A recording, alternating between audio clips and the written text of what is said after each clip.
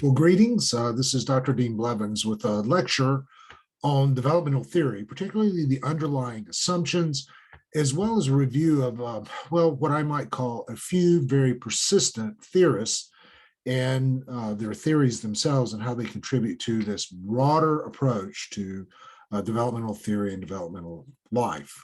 One way to think about it is how we understand persons as they move along the life course.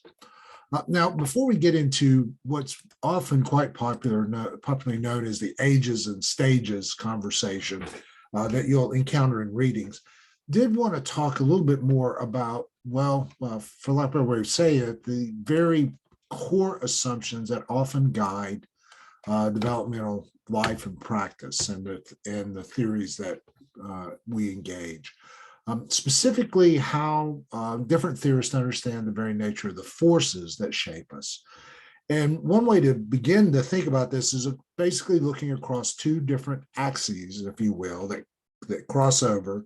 The first one, the one that is vertical here, really describes whether or not we are shaped more out of our nature. In other words, are we pretty much who we are because of how we're wired through our DNA and the very sort of proclivities that we have, or are we really more who we are out of a sense of nurture? And what I mean by that is the very things that shape and mold us over time. And we're going to discover that theorists sort of live between those two sort of poles. I mean, are there certain things about us that just make us, from the very beginning, a bit more irascible? We have seen newborns, for instance, that tend to react to light differently. Some tend to, when a bright light shines in their face, they tend to be more sort of curious about that. Others become more disturbed. And so is that in some ways even wired into sort of our genetic package, so to speak? Or really is it the quality of nurture? And again, as we look at particularly children who've gone through extreme forms of deprivation, how much that can have profound effects upon them. But then, if the right sort of social influences are introduced in their life, does that help build resilience and help them recover? Sort of learning the balance between these two has always been something that developmental theorists have been curious and interested in. The other side of that sort of tension, if you will, is between what I might call the horizontal influences of either individual experiences, sort of who we are as individuals or unique persons, or the more broad social influences in our lives that for all of our uniqueness, we tend to be people who sort of are, born within a particular history, a particular culture, a particular time. And for all of what we think is unique, the very baked in nature of the broader social environment really makes a profound effect upon who we are. Now, if you are nature and you're focused more on the individual, a lot of times developmental theorists are interested in what drives us. What are the things that come out of who we are that sort of influences our developmental character? To go back to that irascible or interested child, how does that then begin to play itself out if that's an underlying sort of drive that shapes the very nature of our lives?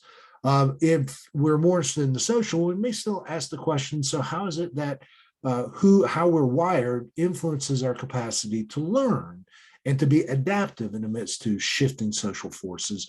And is it that sort of, hear this language, innate learning capacity, how does that express itself as we navigate society over time becomes one of the questions. If you're more on the nurture side, then you might look more still, if you're interested in the individual, you might consider more the strength of certain personal experiences that we go through and how those experiences do have a definite influence in shaping upon each and every one of us, depending on how we experience the world around us.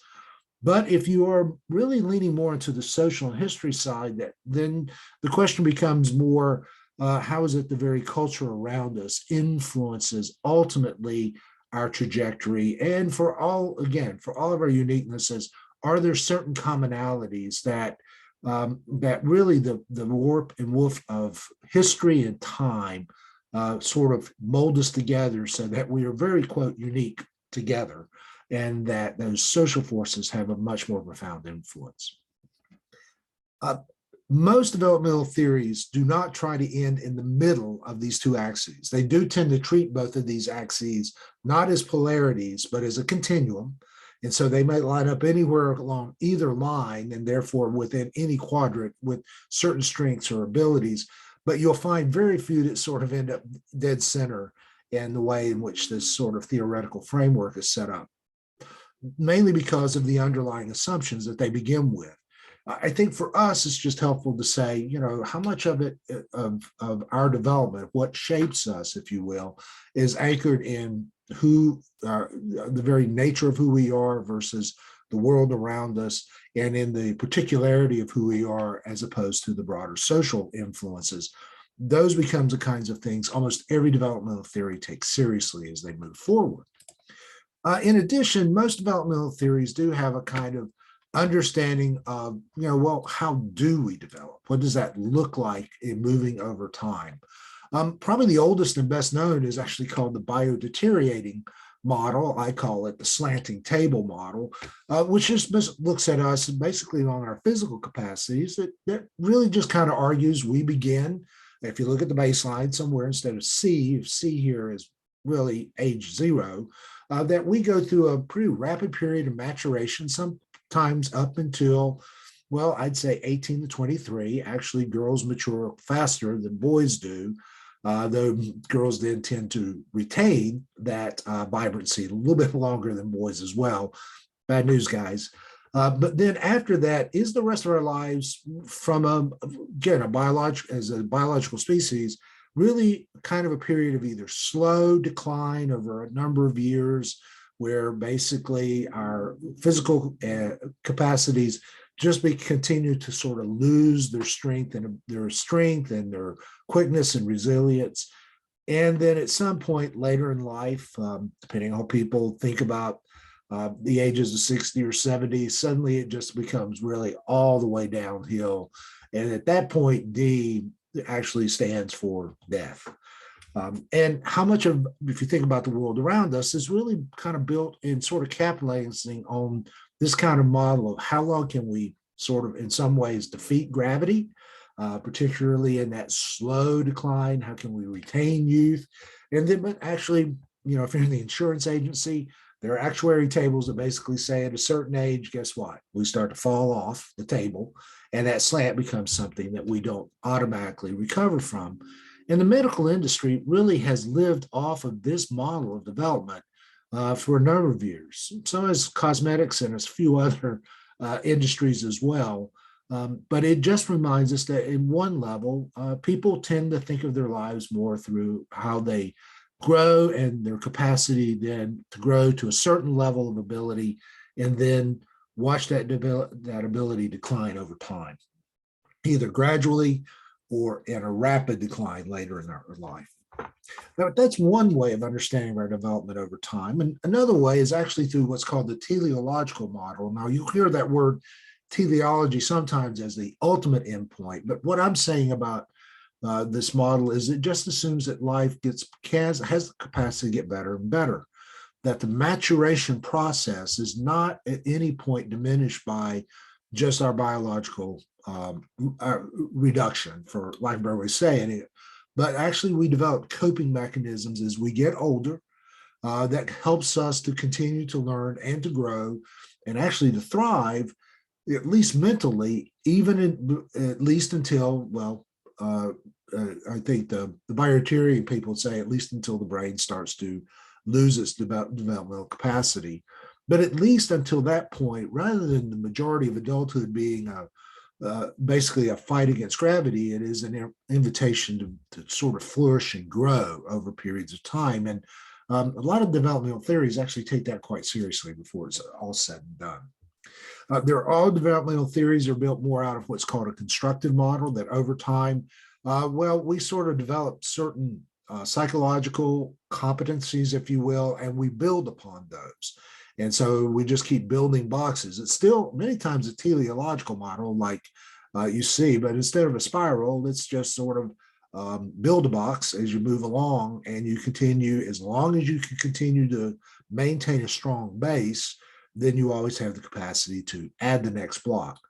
Truthfully, though, most constructivists don't think that everyone just keeps adding blocks along the way, because the relative strength of the underlying framework, if you will, begins to limit the level of blocks or the heights of the blocks that can be built later in life. So constructivists often talk about how certain influences might limit our potential of reaching the fullness of our intellectual or emotional or psychological ability. And then the last sort of final way of understanding how we develop over time is actually called the functional. And it really is thinking about, as much as we want to talk about, well, how our bodies deteriorate or how our minds have the possibility of continual improvement, depending on the constructive influences in our lives. Actually, what is equally important is the roles that we undertake and how those roles give life meaning, and how we learn to navigate life by sort of gaining competency in those roles, and that those roles are just as important. And then let me stress, sort of like before, most developmental theorists sort of hold some of these different capacities together in how we navigate time, though sometimes most of the developmental theorists that you will read and encounter tend to sort of take up shop, so to speak, in just one or two of these theories, and that they become the orienting principles by which their developmental theory is constructed. So the forces that shape us and our understanding of how we navigate time become two of the kind of key considerations anytime you read developmental theory, long before you get to what I would call the whole battle over what traditionally has been called ages or stages in stage development. Actually, even before we get to any stage thinking, it is important just to recognize one key thing, is that most developmental theorists are really interested in answering the how, but the how for them might be different depending on the underlying concern that that theorist might have. And so often they are interested in providing a dynamic map, if you will, of human growth and development, but usually in a very specific domain. And so Jean Piaget, for instance, and we'll look at his work, was really more interested in learning capacities and how those change over time. Erik Erikson was really interested more in emotional capacities and the resources that were needed to help in adapting to change over time, in sort of in a healthy way, through an emotionally healthy process. What we're going to see is from Daniel Levison and Gail Sheehy is really more a perspective, particularly adult perspective, and how that changes over time, and particularly in how adults navigate midlife. But we'll discuss that more. Lawrence Kohlberg was really interested in more moral decision making, where Carol Gilligan was also interested in moral decision making, but definitely from a woman's perspective.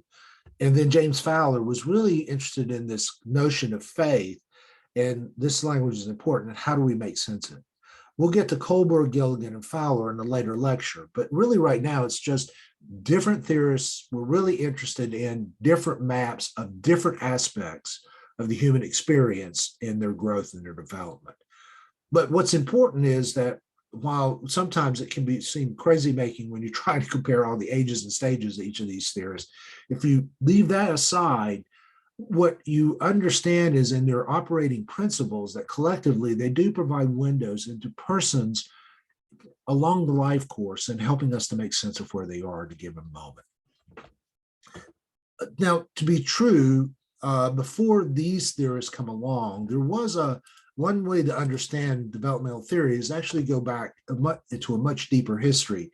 If we understand it, modern psychology really did not begin until sort of the turn of the 20th century. There were precedences in the 19th century, but if we just sort of lump this together and say that modern psychology has sort of existed, if you will, for probably no more than 180 years at this point. And that's a gracious 150 years. And that would be a very gracious 150.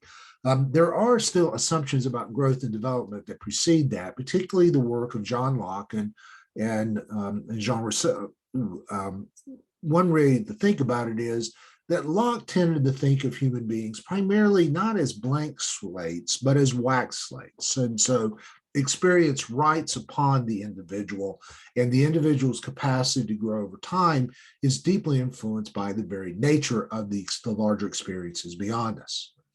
Where Jean-Jacques Rousseau actually understood that, well, no, actually, development is from within the person. And Rousseau sort of saw in every child an emerging native. And if we just remove the constrictions of the world around us, actually, our best self already resides within us. And so, this sort of dynamic between isn't what makes us who we are really more on the social world riding upon us, or how that then sort of it becomes more of a constraint that impedes us just naturally becoming who we are by goodness, has really been one of the tensions inside developmental theory as well. Well, as much as Locke and Rousseau in the 18th century began to develop this kind of mindset, by the turn of the 20th century, developmental theory for a while sort of kind of gets lost. And this is because of the rise of behaviorism, particularly B.F. Skinner's work, though not his alone, and really what I would call a kind of empirical model that basically assumes that the only thing we can know about human beings is by not speculating on the internal motivations, but really in observing their behavior and how they respond to external stimuli. As a matter of fact, this view actually did reign up until about the middle of the 20th century, where they just assumed that the brain was a kind of black box. And this has always been a part of what I would call an empirical model that really begins to think more about how the best we can hope for is by looking at behavior and modifying that behavior, and what's going on in the brain, not something that we can explore. However, around the turn of the middle of the 20th century, somewhere around the 1960s and 70s, there became a different model called the interaction model that actually began to think, no, there is an interaction between what we would call the mind. The mind is not brainless, and that instead of just saying the body merely reacts to stimuli and then the mind adapts to that the mind actually does have some say, influence, if you will, into how our bodies tend to respond, and that there began to become more of a sense of what I would call a brain or mind and body interaction, either through, well, our drives, emotion, or through our thought, cognition. And that way of thinking really created what I might call a developmental explosion. And it really then that development explosion did begin to force us to begin to rethink, well, the role of empiricism and definitely contextual concerns. How does observation and our really understanding of who people are from the outside, from an empirical perspective, and our recognition of the social world around them, how do those things also influence these emotional drives and the power of the mind through cognition to sort of guide human beings going forward? Probably the person who really, when it comes to drive theory for sure, the person who embodies this is in the writing of Sigmund Freud. Now, Freud's writing obviously began in the 20s, but he became a dominant figure, if you will, a little bit later in USA society. But in some ways, anytime you start talking about, developmentalism, it's pretty hard to avoid Sigmund Freud from that standpoint. Actually, drive theory is a lot more complicated than how I'm going to describe it at this point. So let me just acknowledge that right up front. But really one way, mainly because Freud had 2 or 3 different sort of drives going in his comprehensive psychodynamic view. But really more than anything else, when it came to the developmental side, Freud was interested in how the ego, the sort of the center of the human person, incorporates the world around and then learns to adapt to it. Later, Lovinger and others would convert this into object relations thinking that's quite popular in a lot of places. And also Erik Erikson would sort of take Freud's underlying principles and spin it in an entirely different way. And we're going to spend a lot of time with Erikson before the lecture's over. But basically for Freud, he just observed children, and he just says, how is it that certain basic bodily states, how does those influence then the development of the ego or the self, and how we learn to incorporate those experiences into our self-understanding? And so he began with, well, oral, just that young babies suck, and they'll from a thumb to any other object. And how is it that that sense of incorporating the world kind of influences young children and their sort of ego state at that period of time? And then how does that influence them over time as a result of that? Obviously, part of it is just the capacity to receive new information, to not be afraid of the world, that the whole idea of bringing things to our mouth, if you think of a baby, then becomes emblematic of our ability to sort of incorporate and navigate the broader world around us, or to be fearful as a result of that. Later, then, the next thing he looked at is, can you say, potty training, and a sense in how a young child develops control over their body through potty training, when to go, when not to go, giving them children, and then later in their lives, sort of spinning out of that some sense of independence and autonomy. Third one was he called the phallic or the genital period, which he was looking at young children's sort of discovery of their own sort of genderedness to some degree, their sexuality. This is a time where obviously trying to understand that in light of their significant caregivers, he caused him to raise the edible principle, which I have mixed emotions about. I think that was an overreach, but there is some sense of how children then begin to resolve who they are through their sexuality, and the fact they have parents of varying sexuality, and how they then begin to relate to them or not, and sort of finding their own sort of resolution of who they are as human beings in light of their connection to others. That, he believes, the capacity to do that, he said, brought people to a sense of latency, that they could be sort of at home with their own sexuality and body, so that becomes a core component of who they are, and that gives them at least a sense of competency until later their sexuality becomes out there, and that's more inwardly focused. I'm at home with who I am, and therefore I have a sense of competency around the world, and that's what latency is about. And then that leads to the genital phase, which is more when all of a sudden that sexuality is turned outward toward others, and our capacity for intimacy. And this, I hope you hear, Freud's psychodynamic view has often been called the psychosexual view, primarily because of those last three stages, though actually he would also talk about stimulation, if you think about pleasure, and the pleasure of oral and anal experiences, and sort of giving us a sense of being open to the other and independence. It's just that because Freud also associated pleasure with then discovery of our sexuality, so to speak, that's why that predominates in the way he understood it.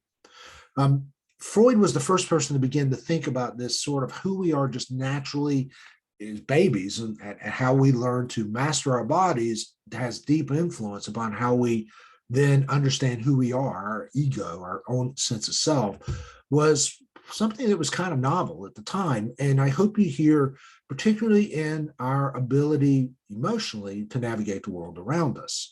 If you look at this is a way in which sort of our ability to sort of move through these stages gives us a sense of openness, independence, at least nothing else, a kind of sense of identity in light of our parental relationships, some sense of competency and intimacy. And those terms for him have a deep emotional freighting, if you will, from that standpoint. Well, if Freud is sort of the drive, and one way also to understand this is through drives notion, so that's who we are. We're driven in some ways to pursue pleasure through the mastery of these processes. If he is sort of the kind of underlying thinker that kind of governs a more emotionally framed approach to development over time.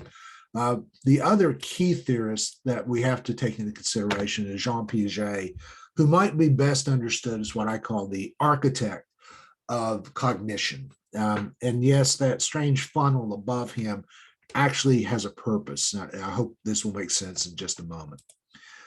Piaget's interest in how we think began actually as he observed his own children and his sort of interest in how they processed, how they navigated the world through a cognitive framework. He was not so much interested on what we know, but how we know what we know, or how we think, and sort of how we chart. He wanted to chart the power of our processes over time and how our brains sort of adapted. That led him to sort of think about, this may sound kind of odd, but think of our mind, if you will, not brain alone, but mind is a kind of funnel in which basically new experiences come in at the top of the funnel. So we sort of assimilate those. And then as they come down the funnel, they find points of location. But then as our experiences become more complex and much larger, then our funnel begins to widen, if you will, to accommodate the new experiences, the new data, both sensory data and conceptual data that's entering into our worlds from that standpoint. And our minds, if you will, for him, schematically, quite literally, becomes a kind of ever-expanding funnel of assimilation, things we bring in, and accommodations, expansion, to accommodate for new and novel experience, new and novel concepts and ideas. And so process and content are always interconnected, and he was really more interested in that expansion component. Now, a funnel sounds fairly nice and easy and simple, but if you'll notice, my funnels have little things like F0, F1, F2, F3, F4, F5. And if you have grown up anywhere in the Midwest or the Southeast, particularly in the spring or nowadays, even in the fall, you know that those titles really represent, well, tornadoes. And sometimes I think the way we talk about theories, Piaget's theory of assimilation accommodation, we make it too sterile. For him, the mind, if you will, was this swirling, powerful agent. And so one way to think about all of this assimilation and accommodation is almost like the kind of incredible power of a tornado that really constitutes what our mind is. There is something phenomenal going on in the way in which we can grasp the world around us, the wide array of information that we navigate in any given time, and then how we then very fluidly sometimes reconnect to that information in radically different ways. And so for him, the funnel would never work. Tornado is a much better image for the kind of powerful expression of cognitive ability that's going on inside the mind. Similar to Freud, Piaget really didn't have really a number of highly developed stages, but he had four. He basically said, and one way to think about this, he did associate this, but since he was just in children, to kind of how children sort of, how do their cognitive processes change over time? I mean, so what influences them, and then how they make space for different ways of thinking. Basically, he said from a child from 0 to 2, if you think of about a newborn, that thinking and experience are very much one and the same. And so the world that they experience is the world of their thought, is kind of what he's saying there. And this is why children are constantly either fascinated or, as I've already said, sometimes frightened by sensory experience, because their ability to separate from the world is not as neat and easily. Those experiences and the world come much closer together. And this is one reason why manipulatives are so powerful for new babies, even either doing it for them, for instance, is because it is the way in which their minds begin to adapt to the data that they receive. But around age 2, he starts to say that to some degree, the mind begins to operate, if you will, modestly to a kind of understanding. Even his language is pre-operational. It's not yet, mind's not fully operating on it yet. But there is this kind of intuitive process where the minds begin to grasp, well, words and objects have meaning together would be one way to think about that. And they begin to understand the world around themselves through some modest forms of classification. But at least at this point, children tend to be somewhat egocentric in their focus. It is still the world around them, not themselves in a world, that really kind of govern who they are at the core of who they are intellectually. And this is one reason why young children, for instance, often engage in parallel play, and they're not disturbed by that because in some ways they're still sort of anchored in sort of navigating, well, intuitively the very world around themselves and trying to kind of locate how those different experiences, that data, if you will, coming into the funnel, really begin to sort of fit within their presumed world. And the accommodation hasn't grown as deeply as possible. Now, does that mean that children age 5, 6, and 7 are dumb? No. Again, Piaget is not interested in the quality of good and bad thinking or the quality of bright or slow thinking, if you will. He really just says that whatever that process looks like, at least ego orientation to that really makes sense because the child is still just a child in a world without always understanding the nature of the world beyond the child's immediate experience in that, which is saying it's natural. One of the things, and I'll just go ahead and say this parenthetically, every once in a while you will get some theology text that really talks about the sinfulness of young children, or that children's insistence on their world being sinful, selfish, turned in on self. I hope by now that developmental theory has helped us understand that egocentricity for a child is just really a developmental capacity. Egocentricity for an adult could be sinful, but at least for a child, this is merely because of the intellectual capacities and how they orient themselves to the world around themselves. Normally would begin with the most familiar part of who they are, themselves as a person in the midst of that world. And that the world around them is still to some degree more intuitive in its framework. And it doesn't have, they don't even have often language that gives them a sense of a broader notion of the world around themselves. It should not surprise us that words like no and mine or I are words that often children connect to begin with, not because they're evil or sinful, merely because the world that they know is the world that they experience, and the way in which that experience is just now coming into some sense of organization and understanding.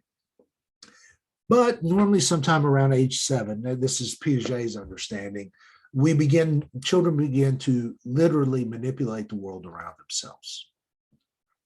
And to that degree, it is kind of literal yet personal thinking. And so they begin to process the world in a kind of hands-on way. And during that period of time, they are, not so much counting fingers, but the world around them, it has very concreteness to it. And that they really operate upon the world is one way to say that, in a very concrete way. But then sometime around age 11, sometime in that period, they move to where they begin to operate on concepts about the world.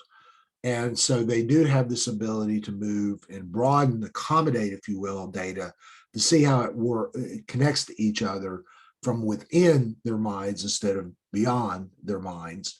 And they're able to start, from lack of a better way to say, moving objects and ideals around in their head, so to speak, or in their minds.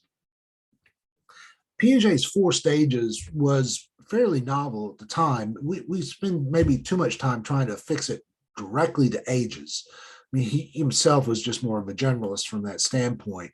But what he's trying to say is we move our minds, so to speak, cognitively, not, and I want to say cognition, not imagination even, but cognitively, how we sort of think about the world starts in a very experiential framework that moves to an intuitive framework that then begins to manipulate the world around us cognitively, and then begins to take the world beyond us into our minds, so to speak, and operate on them more from in our own cognitive scheme of thinking over time.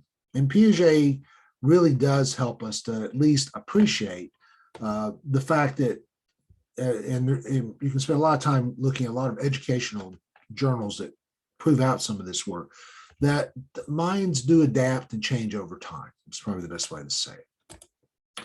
Well, to take Piaget one step forward, Lev Vygotsky, who was a Russian psychologist who read Piaget in French, really talked about what he called the cognitive mediation theory. So again, back to our axes, Piaget was really more at the individual, and I hope you hear this language, drives, not the same way Erikson understood it, but more one way to think about it is learning capacity and navigating the external world around themselves, but it's still on that nature end. So what about nurture?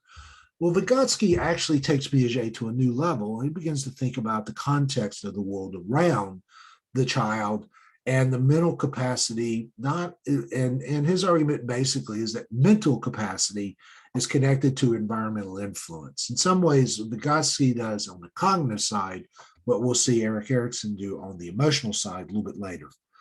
And so the mind for him always interacts with what he called psychological tools that come from culture to help basically mediate that culture. And language is one of the primary examples of how we mediate that culture. It becomes a tool to use to navigate inside context and culture, as well as structuring our environment around us by providing scaffolds or handholds to get through that.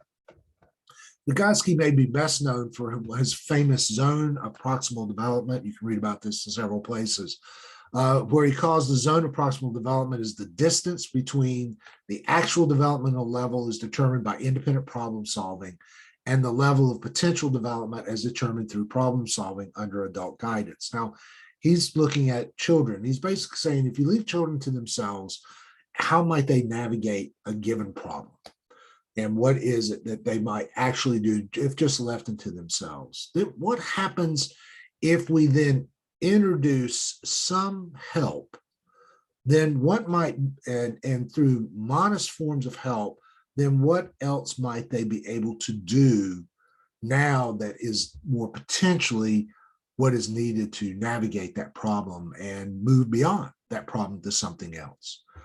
And the capacity to sort of, and think about this cognitively, to know where someone is and their individual ability, then to then engage that with help, and then find a whole new level of capacity, intellectual capacity. He said that space between was what he called the zone. And basically, it's the presence of caregivers and others who help provide, well, both the tools and the scaffolding, the handhold, if you will, to navigate that zone is how children move, and culture becomes an asset and a resource, a series of tools, if you will, to help them to grow over time. Now, this was new thinking. Vygotsky was well known to some degree in Europe, in Russia, excuse me, though this was the period of Stalin, so a lot of information was definitely not coming out of Russia in that period of time. And most Russian theorists always lived with basically feeling that Stalin literally was on their shoulder, and many intellectuals, if they suggested something other than the power of the state, they might find themselves disappeared as a result of that. So Vygotsky was brilliant, but he was also brilliant using the frameworks of tools and society and structures, albeit to assist cognitive capacities, language and other things, that actually, when it was provided, when it moved from Russian into English, provided a whole new world of thinking about developmental thinking in the way in which culture influences those schema that Piaget envisioned, and how there was more of an interaction between the two. Well, in similar, well, by the way, just a real quick before I move to the emotional, one of the problems people often ask is, so, Piaget, Vygotsky, all of them seem to be more interested in childhood and to some degree youth, but what about adults? There was a prevailing view at one point that adults did not develop. You reached a period of relative maturity. This is that bio-deteriorating view. You got kind of smart at a certain period of age, and then afterwards, development didn't matter. Some of you have heard that phrase, you can't teach an old dog new tricks, sort of buried in that bio-deteriorating model, seemed to be there.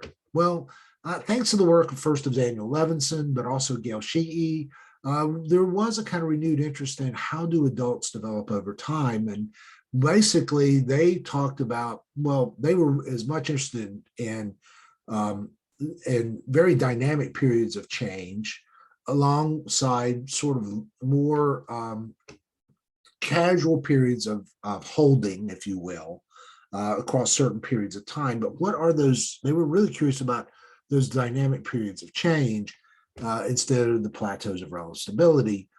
And they began to sort of say it has a lot to do with two things. One is the experience of the world around adults, and equally important is sort of their own self-perception and their own understanding of their life in the midst of those experiences. And so the famous example, though they have two or three transitions in their theory, is what we often call midlife crisis. And the underlying assumption, this goes back to Daniel Levinson, is that most adults at some point develop a kind of vision of a preferred future of who they want to be and expect to be by the end of, say, retirement. If you're thinking about the functional model, the roles that they play, and the kind of person they're going to be at a certain point in their life. And they are constantly navigating different periods of age and functional, again, role perspectives. And there comes a period of self-perception, deep mediated self-perception, when they come to an awareness that perhaps that preferred future is not the future that they will live into. And as a result of that, usually there's a really dramatic, it could be very tacit from an outside, but a very dramatic change in that person and resolving their sense of who they are and the future that appears to be out in front of them. Now, for for Daniel Levinson, this was with men particularly, where vocation, job performance, that kind of world was crucial. Would often say it's when someone maybe was in the corporate world and they thought someday they would be CEO or president, and somewhere around the midpoint of their lives, they realized that's not going to happen. So how do they deal with the world as a result of it? And he was very interested in the quality of the navigation of that moment of transition. I hope you hear it was not so much what age does this occur, but how do people actually navigate those kinds of crises in their life? And for him, the midlife crisis was the big one, and how well or poorly that happens. Early, I'm going to say 1980s, 1990s, there were a host of books on dealing with the midlife crisis, and it was sort of mythologized, if you will, thinking about a midlife crisis being sort of a young, a steady kind of husband with wife, 2.3 kids, picket fence, works in a bank. And all of a sudden, midway through their life, they go, is this all it's going to be? And there are some rather apocryphal and a couple times true stories of those men, and I'm using that very explicitly, basically jettisoning their vision of life, their preferred vision, by jettisoning their life. So they divorce, they leave their children. Standard joke was buy a bike and buy a motorcycle and head out to the biker bar from that standpoint. Nowadays, you can't do that because half the senior adults I know have motorcycles. And so instead of sons of anarchy, we have seniors of anarchy these days. But what Levinson's saying is there just comes a kind of moment where the life narrative doesn't, of what you think you're going to accomplish versus what you will accomplish, is really different. And what do you do with that?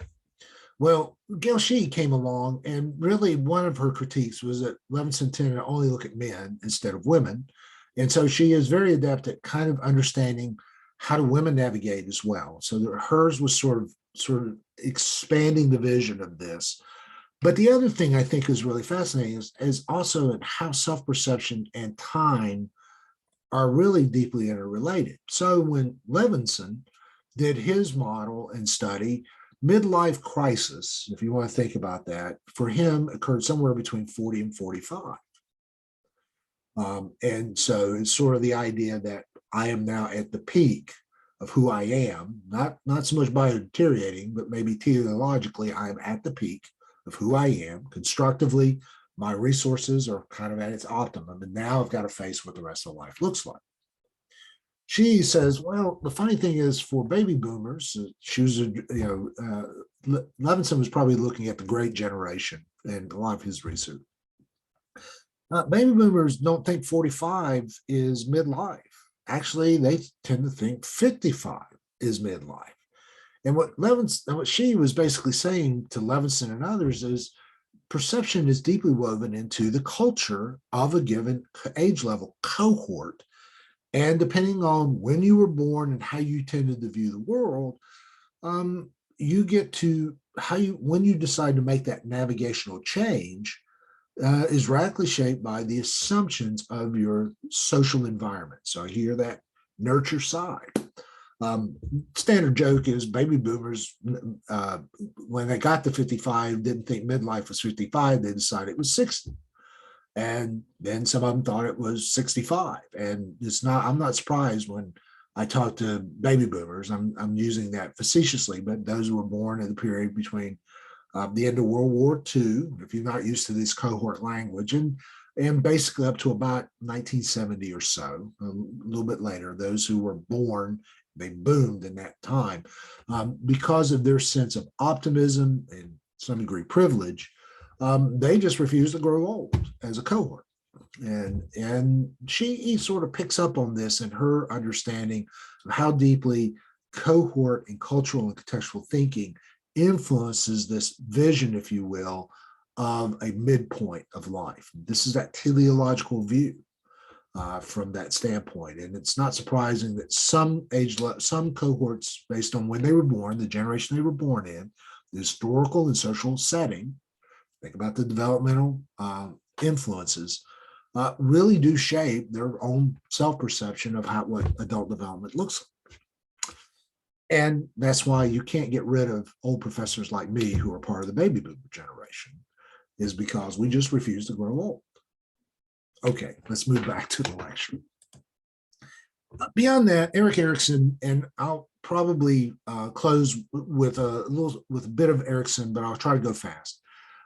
Erikson really is a kind of great midpoint person and thinker when it comes to this kind of approach. He also believed that we are driven, that we kind of go through drives. But unlike Freud, sexuality is not our basic drive. What he basically says is what compels us to, what drives us is our capacity for growth.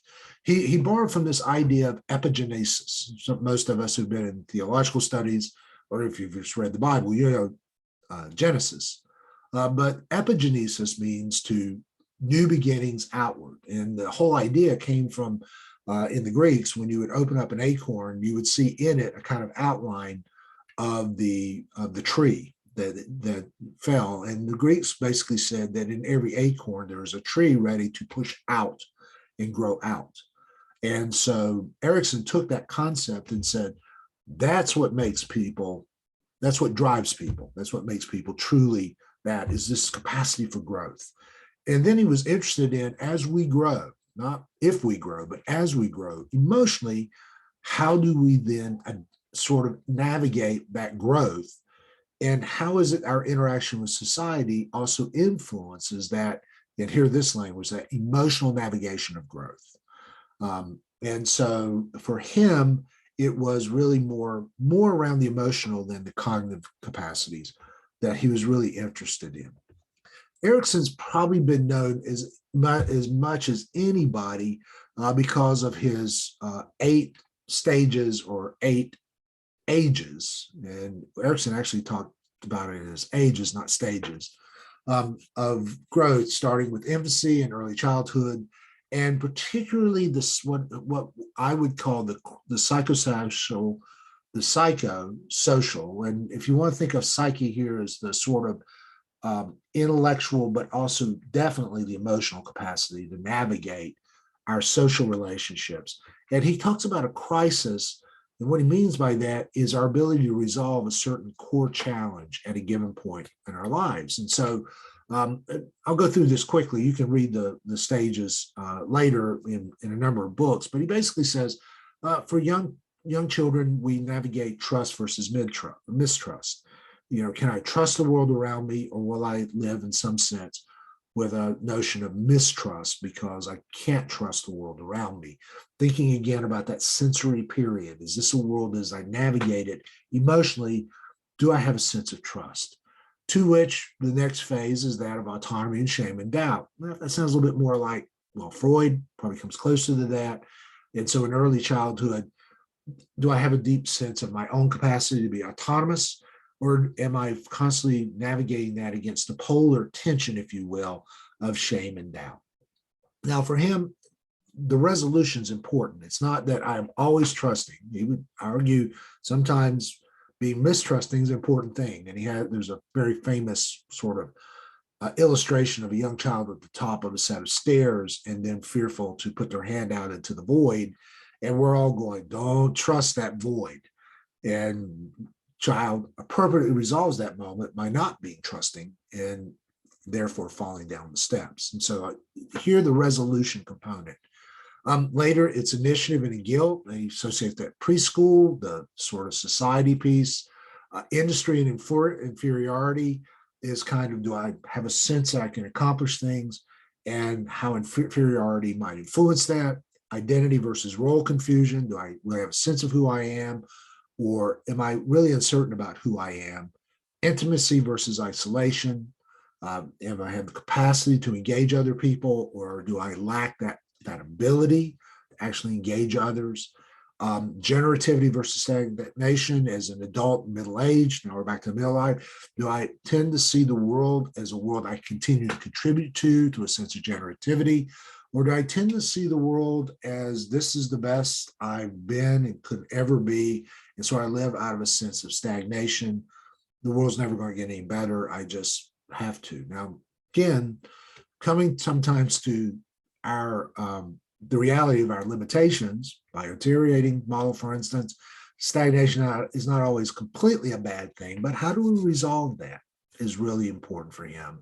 And then the final resolution is integrity versus despair. When I am at old age, and for him, when he first started writing this, that would be traditionally around 65 or above. Can I look back at my life with a sense of this integrity for the things I've contributed? Do I tend to look back at my life with a sense of despair?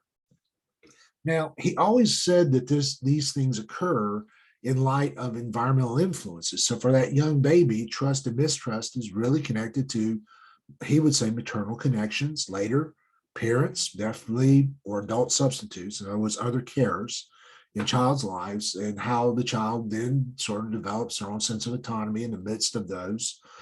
Initiative and guilt is really more how a child starts to speak into the world and how that's either approved or disproved by parents, family, and friends. The industry, and it really is a part of school. Kind of, do I thrive well at school or not? And how does that influence me? Peers often shape adolescence. Someone close to us, a spouse, a lover, or even friends, help us with our ability of having healthy intimacy, or sometimes having to wrestle with isolation. Later, generativity is now family, but it's now the family I am as an adult part of in bringing new life into the world, or supporting life and my contributions to society and their influence on me, what society is saying to me, and what it means to be generative. And ultimately, at the end, one way to think about it is this: as we look back over our lives, it's the fullness of all of our interactions that really help us in understanding the nature of integrity versus despair.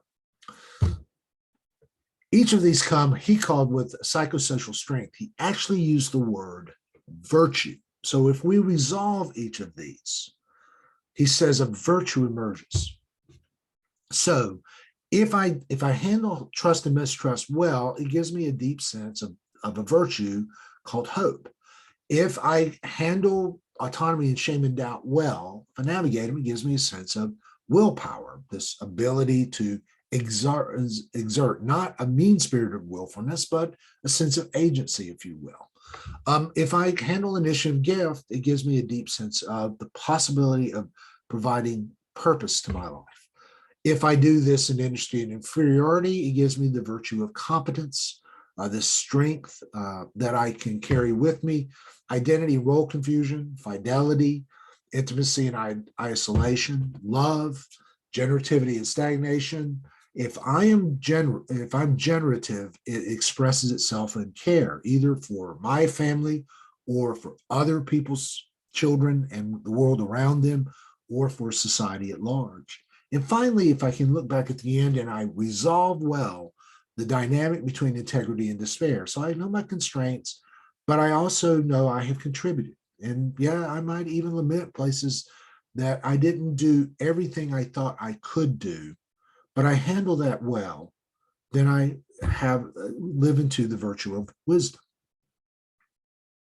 And for Erickson, all of these ages, if you will, bring with them both environmental influences as well as a challenge to each of us that emerges with these strengths. Okay. But one last thing is they're all predicated upon each other to some degree. So let's go back to the center column for just a second. So if I handle trust and mistrust well, that doesn't mean I'm always trusting, but it also means I'm not always mistrusting. Then can I trust who I am in my autonomy? Can I trust in what I can accomplish through my initiative? Can I trust in what I can contribute through industry? Can I trust myself in my own identity?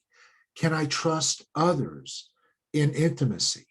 Can I trust the future enough to invest in it through generativity and care? And at the end of life, can I look upon my own life with a sense of deep trust that, yes, through integrity, through wisdom, I have lived the life that's been given to me?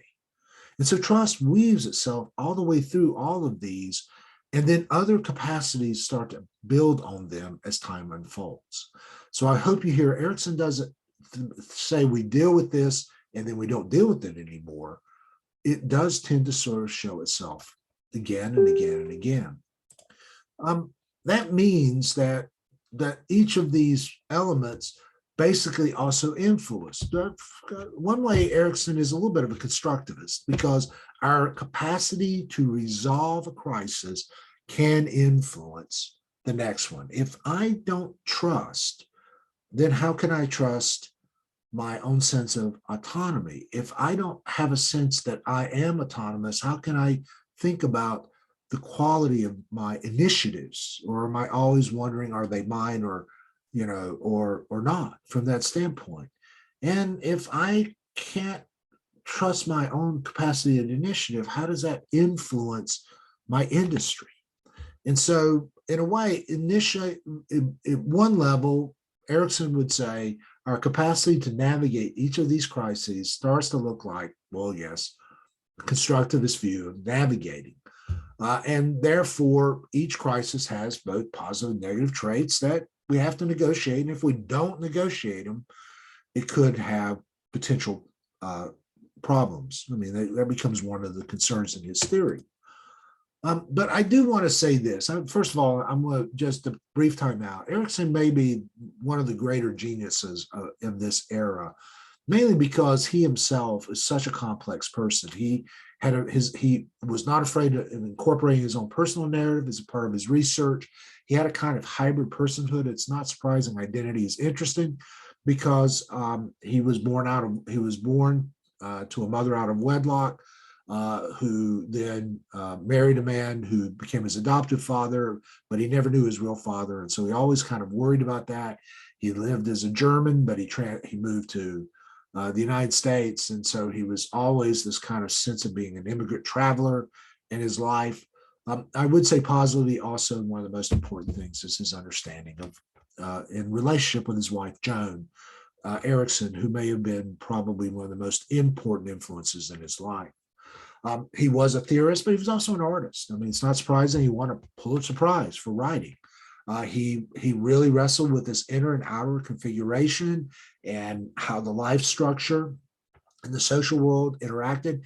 He was deeply in conversation with cultural anthropologists like Margaret Mead as he was to his own mentors, Sigmund Freud and Anna Freud. He was not afraid to navigate those worlds. Identity and life course become sort of the core components. But the other tension in his life was he himself was an expert when it came to psychoanalytic vocabulary. He loved narrative, and it's not surprising he was interested in life histories over time. And so he would write a psychological history of young man Luther, and he won a Pulitzer Prize on the life of Gandhi. And he started as actually a tutor with children that led him to be a child psychologist. And he was always a practitioner. He lived in the clinic. And therefore, as a result of that, he was very open to women colleagues. But he also worked as a professional in a world that was, well, that empirical world of Skinner, and that kind of empirical framework dominated the very academic worlds he intersected with, where the medical model and certain academic expectations were put upon him. And he was often using his own sort of narratival approach over and against the scientific empiricism of that day in a very male-dominated world. And so Erickson learned to live in the intersections of both one way to think about it is the kind of odd ambiguity of his own life, and yet the very artistic power of his expression of that life in the psychoanalytic framework that he was trained and raised in, always in conversation with sometimes a very hostile environment from that standpoint. And he is a bit of an enigma if you ever take time to begin to sort of explore his biography from that standpoint. But to summarize, one of the things that's important, I just already talked about how much each stage influences the next. But I want to talk about this from the standpoint that it's often all too easy to see Erickson's theory in stair steps, as I've already portrayed it, as you see on the slide. But I want you to think of it more like a spiral staircase. So yes, each of these stages do appear, and they do seem to kind of just overlap each other, but there is a kind of intricacy in the navigation of moving around this spiral, this teleological vision that I talked about earlier. And yes, it's much more holistic in its orientation, and identity for Erickson was not really something we resolve in adolescence, but identity really begins in trust, and it culminates in wisdom. And he really did understand this deeply dynamic interplay between our psyche, our ego, our sense of self, and the world around us. And I do think he had something going that is far more dynamic than his stages. As a matter of fact, Erickson understood that every moment of resolution that we talked about earlier, every moment of sort of navigating up the steps to the next resolution, to go look to the images on the right of your screen, the spiral staircase, is an opportunity to see everything that had happened before and to anticipate everything that happens above. If you've ever been up a spiral staircase, it is kind of interesting. Even as you make this circular navigation, you have a sense of what's below and above as a result of the vantage point. And so Erickson actually did believe there is what I would call a vision of transformation sort of woven into his own vision, so that as you say, got to the period of identity versus a sense of um, role confusion and diffusion, you got the opportunity to rethink trust and autonomy and initiative and industry, and to do those in a much more healthy way. And so for him, there was always the capacity at each stage, not merely that your ability to navigate that one influences how you move up, but the quality of that resolution could be deeply powerful in shaping everything that came before. And so, unlike the standard staircase or the constructivist model that can say you can only get so far, Erickson knew we grew through life and there will always be emotional challenges, these crises. But at every moment, that crisis is also a crisis of transformation. We have the ability emotionally to change as we navigate. And so, no matter how difficult our previous lives have been, in those moments of resolution, we have the opportunity. It doesn't always happen, but we have the opportunity to reclaim rather than to be held back by those previous resolutions. That's one of the fascinating pieces of genius in his theory that I think is important. So one way to kind of envision this from that standpoint is actually not through Erickson's work, but when Erik Erikson passed away, his wife Joan wrote a final book. And there's been, I mean, there's always lore around any famous person, and some people have wondered how much of Erickson's theory was Erickson's alone, or how much of it was Erikson and Joan's together. Not that Joan did it and Erickson took credit for it, but how much this was collaborative. And she created an interesting image of the life course that's built, well, around artwork. And this is right from her book when it comes to, well, the different stages. You're seeing the squares that look like the staircase version. And when you first see that, the way she sort of does the colors, and you see the stages and even the elongated stages versus the abbreviated ones, it does look like a constructivist component until you look a little closer. And then when you do, you begin to say, well, she starts with all of these multicolored interwoven strands that sort of interlay upon each other. And over time, they begin to develop a much deeper set of complexities and hues that in her mind really results more in a sense of tapestry. And so Joan's vision, I think, is helpful in us understanding development, not as just as ages and stages, as is a tapestry of life that makes a major impact upon who we are. A couple of final thoughts before we go. I won't spend as much time. There are other theorists that have been quite popular. Bowlby and Ainsworth really are two people that worked on theories of attachment. You'll read about them, particularly focused on the mother-child attachments, that first level of Erickson's engagement. But they took that whole concept of how a child attaches or bonds or separates and deals with separation to a whole new level that becomes predictive adult relationships. And you go, well, that's just one piece of a theory. Why is that important? Because certain neuroscientists who are also developing theories of how our minds develop over time, like Dan Siegel's work, really draw from this attachment model as opposed to some of the other theories that we've talked about. And Siegel will still talk about states of mind, sort of mental conceptual pieces, aka sort of like a Piaget, but in a really different way. They'll talk about emotional regulation. Actually, Siegel says that our emotions regulate our internal mental states. And so it sounds a little bit like drive theory, but it's woven into a neuroscientific component. And Siegel will talk about interpersonal attachment that feels very close to sort of Erickson's notion of relatedness and relationality. And so we still see these theories. They're not quite the ages and stages. Definitely Siegel's work's not built around that. But they still sort of weave themselves even into more sophisticated visions of neuroscientific explorations into development. In a similar fashion, You will see a lot more these days the work of Yuri Bronfenbrenner and his sort of approach of understanding that, if you see the slide there, that a child as an individual is really enmeshed in a whole set of systems of social relationships. Some are proximate, like the immediate family, childcare, school, feels like Erickson from that standpoint.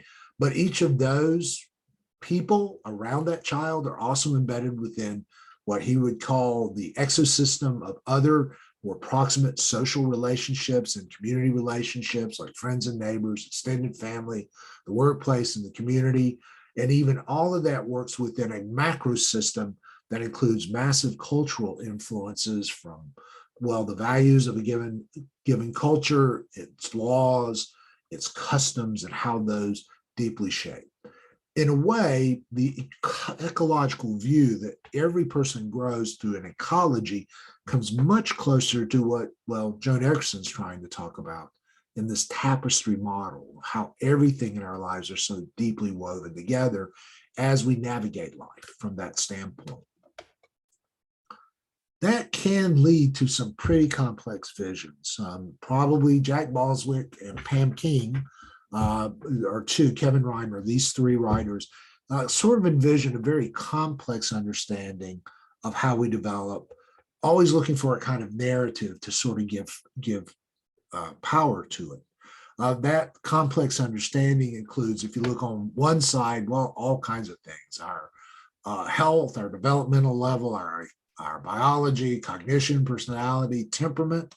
Remember, we talked about nature and nurture, and we talked about drives, our behavior, our values, our attitudes and expectations. All of those things are wrapped up into who we are, and they even include an et cetera that interacts with a whole series of networks that shape who we are. Schools, social networks we're a part of, and they think about that as parents and peers and children and their peers. So we're not talking about the social network of Facebook right now, but you can even think about that.